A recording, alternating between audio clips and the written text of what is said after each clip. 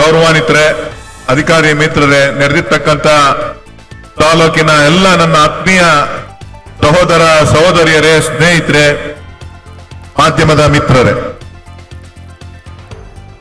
ಗೃಹ ಮಂಡಳಿ ಬಹಳ ವಿಶೇಷವಾದಂತಹ ಚಿಂತನೆಯನ್ನ ಮಾಡಿ ಇವತ್ತು ಒಂದು ಅಂತಾರಾಷ್ಟ್ರೀಯ ಮಟ್ಟದ ಕ್ರೀಡಾಂಗಣವನ್ನ ಆನೇಕಲ್ ತಾಲೂಕಿನಲ್ಲಿ ಇವತ್ತೇನು ಒಂದು ಹೊಸ ಬಡಾವಣೆ ಸುಮಾರು 2,000 ಎಕರೆ ಪ್ರದೇಶದಲ್ಲಿ ನಿರ್ಮಾಣ ಆಗ್ತಾ ಇರ್ತಕ್ಕಂಥ ಈ ಒಂದು ಬಡಾವಣೆ ಆನೇಕಲ್ ತಾಲೂಕು ಅಂತ ಹೇಳಿದ್ರೆ ಕೆಲವರೆಲ್ಲರೂ ಕೂಡ ಕೊನೆ ಭಾಗ ಇಲ್ಲಿ ಯಾಕೆ ಬೇಕಾಗಿತ್ತು ಈ ಅಂತಾರಾಷ್ಟ್ರೀಯ ಕ್ರೀಡಾಂಗಣ ಅಂತ ಹೇಳಿ ಚಿಂತನೆ ಮಾಡ್ತಕ್ಕಂಥದ್ದು ಉಂಟು, ಚರ್ಚೆ ಮಾಡ್ತಕ್ಕಂಥದ್ದು ಉಂಟು.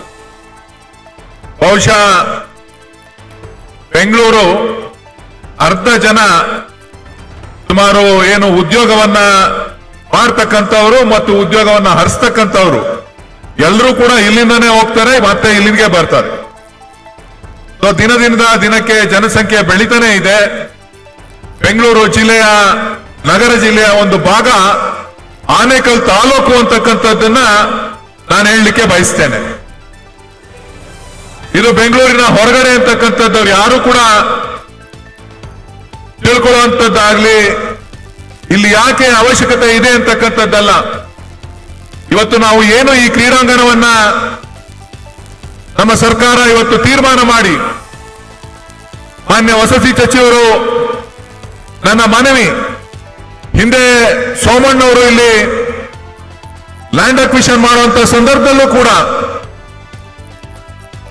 ನಾನು ಅವ್ರಿಗೂ ಕೂಡ ಮನವಿಯನ್ನು ಮಾಡಿದ್ದೆ.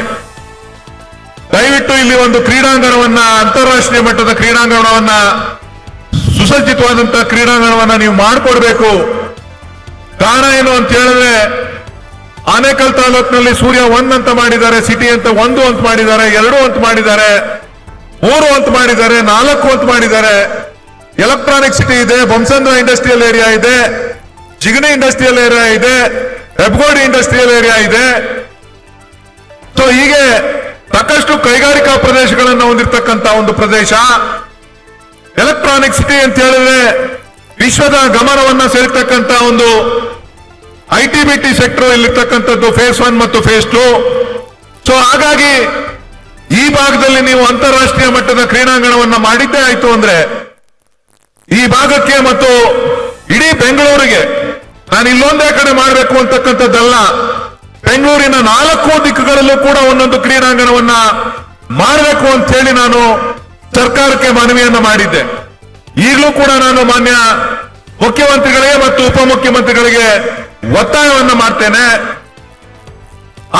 ನಮ್ಮ ಕಂಠೀರವ ಸ್ಟೇಡಿಯಂ, ಅದಾದ್ಮೇಲೆ ನಮ್ಮ KCA ಸ್ಟೇಡಿಯಂ, ಅದಾದ್ಮೇಲೆ ನಮ್ಮ ಹಾಕಿ ಸ್ಟೇಡಿಯಂ, ಇದು 3 ಬಿಟ್ರೆ ಮತ್ತೆ ನಾವು ಒಂದು ಕ್ರೀಡಾಂಗಣವನ್ನ ನಾವು ಬಹಳ ವರ್ಷಗಳ ಕಾಲ ಕಟ್ಟಲಿಕ್ಕೆ ಸಾಧ್ಯ ಆಗಲಿಲ್ಲ.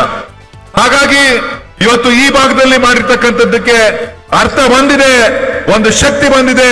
ಹಾಗಾಗಿ ಇವತ್ತು ಮಾನ್ಯ ವಸತಿ ಸಚಿವರು ಮತ್ತು ಶಿವಲಿಂಗೇಗೌಡರು ಮತ್ತು ಅಧಿಕಾರಿಗಳ ತಂಡ ಸಂಪೂರ್ಣವಾಗಿ ಏನೇ ಪರ ವಿರೋಧ ಇದ್ರೂ ಕೂಡ ಇದನ್ನ ದೃಢವಾಗಿ ನಿಂತು ಇವತ್ತು ಶಂಕುಸ್ಥಾಪನೆಯನ್ನ ನೆರವೇರಿಸತಕ್ಕಂತ ಹಂತಕ್ಕೆ ತಂದಿದ್ದಾರೆ. ಅವರಿಗೆ ವೈಯಕ್ತಿಕವಾಗಿ